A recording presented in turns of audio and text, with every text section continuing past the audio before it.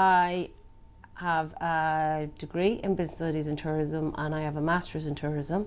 I love the job. My focus is on destination, place management, and I suppose marketing campaigns.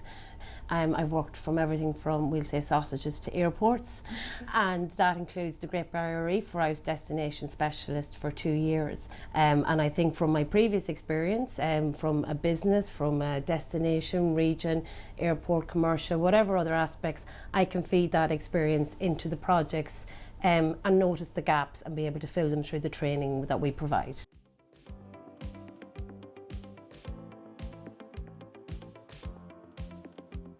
I'm developing, we call them intellectual outputs, IOs. So I'm developing Intellectual Output 3, which is a course. My course focus is on providing content for universities and higher education for regional tourism destination planning in terms of crisis.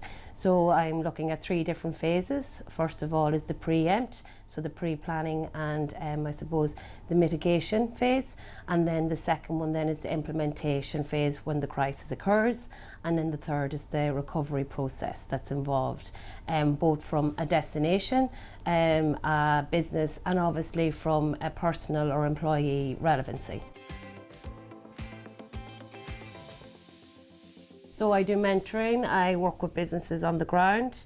I do lectures, I do guest lectures for higher education. I also do destination marketing campaigns, branding campaigns and strategies.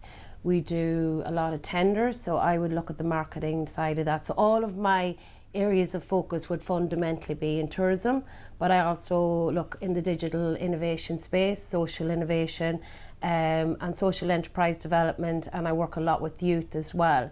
So I'm kind of broadening my scope a little bit as the company proceeds. And then what I would do, obviously, the European projects. So I work on a lot of tourism projects.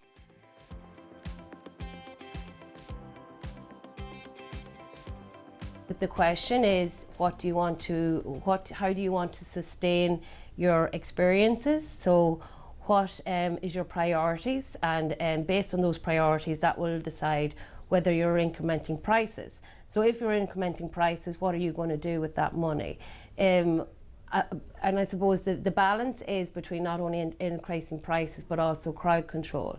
How are you going to sustain the environmental impact as a result of that? And I think going forward as well, the emphasis on the environmental impact is really important, and low-hanging fruits, what people can do.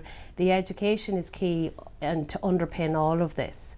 So in terms of education, how are you educating your tourists? How are you telling them what the challenges are so they can come up with solutions themselves, so they can assist in some way? Maybe it's a donation capacity, maybe it's where they actually volunteer, or they actually communicate and make other people aware of your situation. So I think education is really key when tourists are coming to any destination. What we love about Food & Bar is the not-for-profit, which is really important. I keep saying accessibility, right? I keep saying free, which is so important, inclusivity. These are all key words, and they're key words for a reason. They make sure education is accessible to people and they've even built universities for students that otherwise wouldn't have that availability. So that is so important to us, that not only are we facilitating their mission and their vision, but that we are actually producing resources that helps them to do that. And we are innovating them to a certain extent, because all of these projects that we do, they're unique, they're innovative, there's something that hasn't been done before. So that will help them proceed and I suppose scale up and scale forward to assist those universities to be able to equip students with the resources they need. It's really important that tourism moves forward with the industry, is what I'm trying to say essentially. But with Food & Bar, they brought us for a 3-hour walk around the city.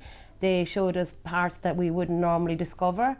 and obviously other place-making areas where there's activity-based streets. I think that's really good to see that, because then I can obviously see how that can be replicated probably as a possibility in places in Ireland, or look for similarities, and then we can learn and collaborate from each other. And obviously we were given loads of information what we can do outside of that walk. Go to the typical iconic tourist areas and go into the city and see it from other different angles for tourism.